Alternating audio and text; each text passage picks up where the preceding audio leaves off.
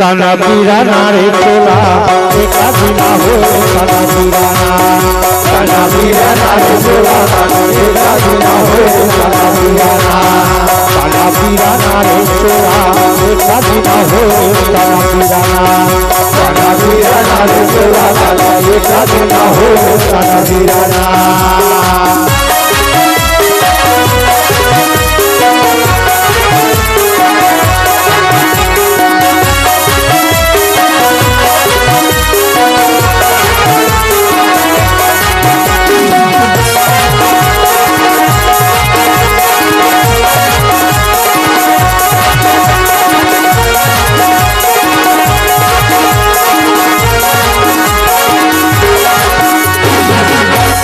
माटी कहे मोला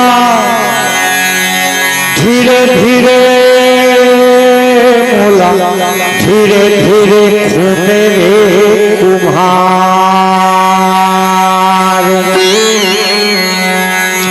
हरे माटी कहे मोला धीरे धीरे मोला धीरे धीरे खूने रे कुम्हार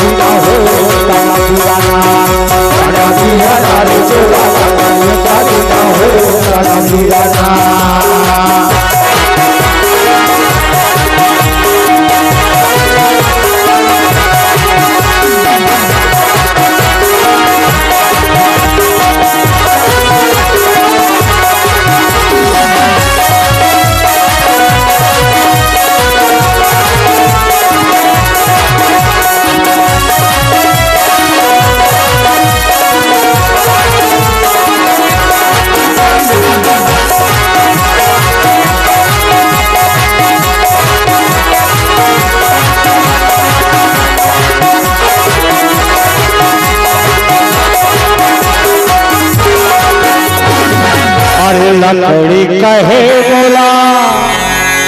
धीरे धीरे बोला धीरे धीरे काटे रे नितान अरे लकड़ी कहे बोला धीरे धीरे बोला धीरे धीरे काटे रे नितान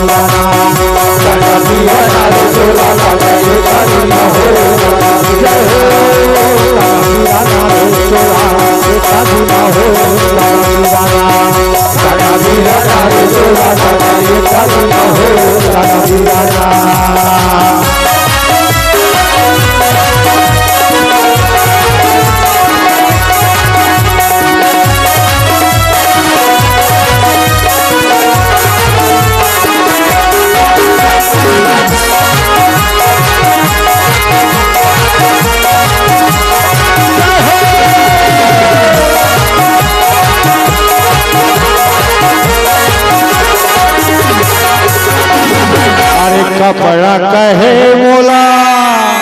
साहू रानी अरे कपड़ा कहे बोला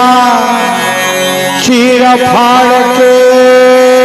कुर्ता माता गे अरे मोर तेरा या मंदिरे अरे मोर तेरा या मंदिरे मैं ढाकल जा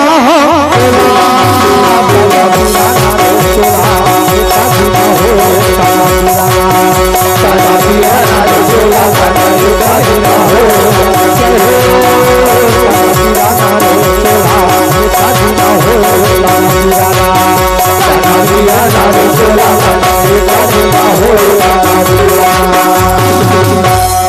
यूट्यूब में इस लोक भजन का हल्का और